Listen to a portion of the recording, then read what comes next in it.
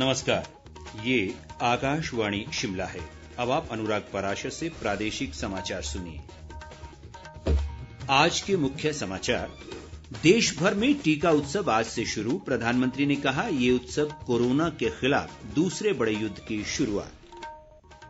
Corona से सबसे अधिक प्रभावित 7 राज्यों से हिमाचल आने पर 72 घंटे पहले की नेगेटिव रिपोर्ट होगी अनिवार्य। 16 अप्रैल से शुरू होगी व्यवस्था। केंद्रीय खेल मंत्री किरण रिजिजू का ऐलान, प्रदेश में खोला जाएगा विंटर स्पोर्ट्स सेंटर। और प्रदेश में कोरोना मामलों में वृद्धि जारी, सक्रिय मामले 5000 के पार। कोविड मरीजों की संख्या फिर से बढ़ रही है, इसलिए सभी श्रोताओं से अपील है कि कोई भी कोताही ना बरतें। सभी सुरक्षा उपायों का पालन करें और 45 वर्ष से ऊपर के सभी लोग बेहिचक टीका लगवाएं। सुरक्षित रहें और इन आसान उपायों का पालन करें। मास्क पहने, 2 गज दूरी है जरूरी, सुरक्षित दूरी बनाए रखें, हाथ और मुंह साफ रखें।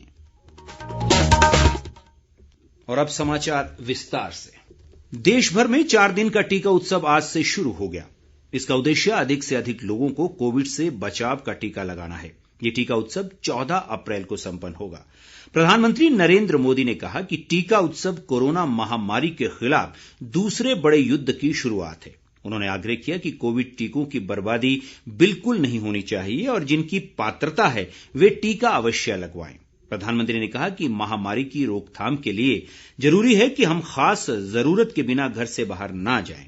प्रधानमंत्री ने परिवार में सभी को टीका लगवाने की जिम्मेदारी घर की महिलाओं से संभालने की अपील की। उन्होंने विश्वास व्यक्त किया कि 4 दिन के टीका उत्सव में व्यक्तिगत, सामाजिक और प्रशासनिक व राष्ट्रीय स्तर पर जन भागीदारी से कोरोना के खिलाफ संघर्ष में बड़ी सफलता प्राप्त की जा सकेगी। प्रदेश भाजपा अध्यक्ष सुरेश कश्यप ने पार्टी सदस्यों से टीका उत्सव को सफल बनाने का आग्रह किया है।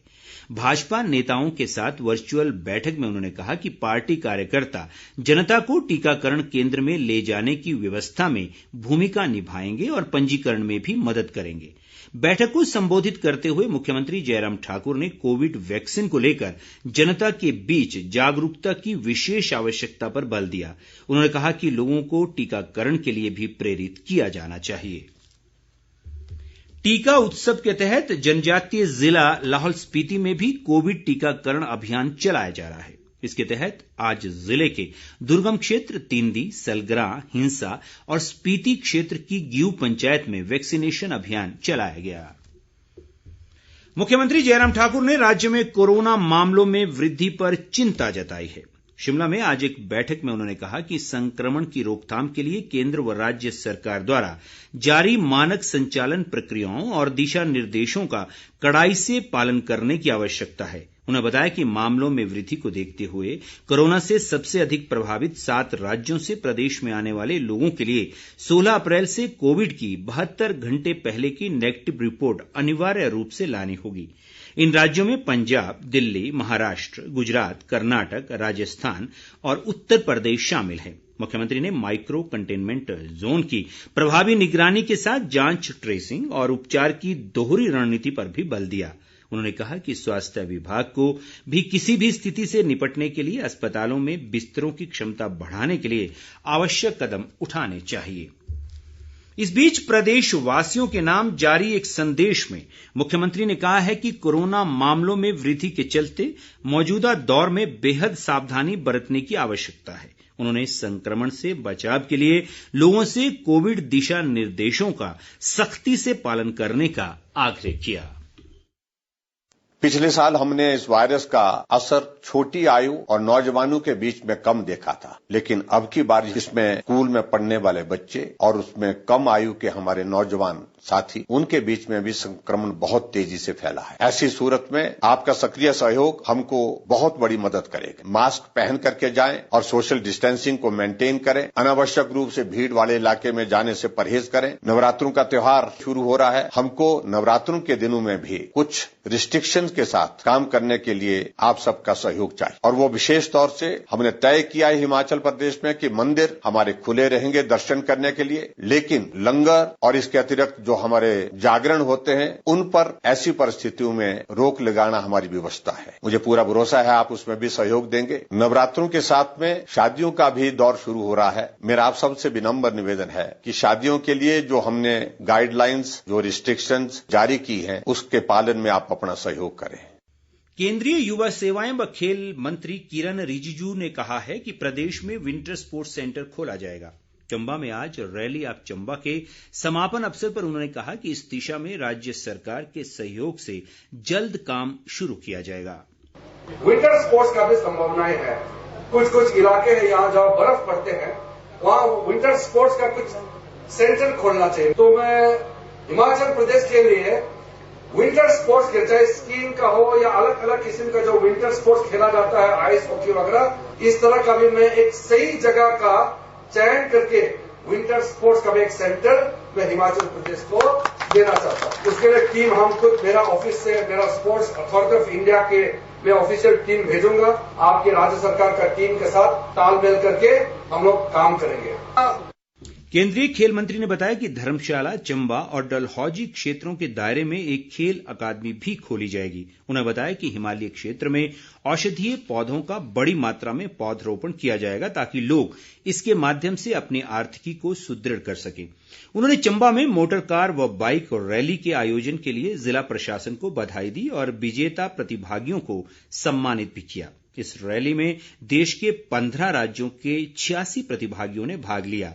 किरण रिजिजू ने शिमला जिले के शिलारू स्थित खेल अकादमी को स्तरोन्नत करने की भी घोषणा की। शिक्षा मंत्री गोविंद ठाकुर ने कहा है कि मनाली विधानसभा क्षेत्र में अनेक सड़कों व पुलों का निर्माण कार्य युद्ध स्तर पर जारी है। मनाली क्षेत्र की शलीन पंचायत में आज जनसुनवाई कार्यक्रम में उन्होंने बताया कि क्षेत्र की मड़ी गधेरनी सड़क का निर्माण 3 करोड़ 60 लाख रुपए की लागत से जल्द पूरा किया जाएगा। उन्होंने कहा कि वे क्षेत्र की समस्याओं को लेकर गंभीर हैं और इनका समाधान प्राथमिकता के आधार पर किया जा रहा है। उद्योग मंत्री विक्रम ठाकुर ने कांगड़ा जिले में जसवां परागपुर क्षेत्र के अमरोह में आज जन समस्याएं सुनी और अधिकतर का मौके पर ही निपटारा किया। उन्होंने बताया कि क्षेत्र में विद्युत सेवाओं के सुदृढ़ीकरण के लिए करीब 10.5 करोड़ रुपए की लागत से 33 केवी सबस्टेशन स्थापित किया जा रहा है। उन्होंने बताया कि अमरोह पंचायत में पेयजल योजना के सुधारीकरण के लिए 70 लाख रुपए मंजूर किए गए हैं। प्रदेश में कोरोना संक्रमितों की संख्या 69,686 हो गई है।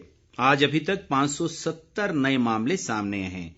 ऐसे में सक्रिय मामलों की संख्या 5,369 पहुंच गई है। स्वास्थ्य विभाग द्वारा जारी बुलेटिन के अनुसार आज 426 लोगों के स्वस्थ होने के साथ ही ये संख्या बढ़कर 63,177 तक पहुंच गई है।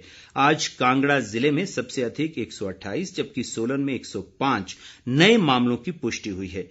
वर्तमान में कांगड़ा में सबसे अधिक 1,099 सक्रिय मामले हैं जबकि सोलन में सक्रिय मामलों की संख्या 1,029 है। संक्रमण से अब तक 1,102 लोगों की मृत्यु हुई है। प्रदेश रेडक्रॉस सोसाइटी की उपाध्यक्ष साधना ठाकुर ने नशा मुक्त समाज के लिए सभी से सक्रिय भूमिका निभाने का आग्रह किया है।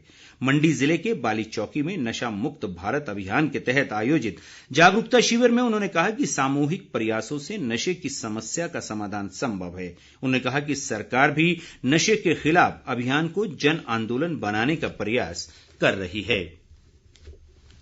और अंत में मुख्य समाचार एक बार फिर।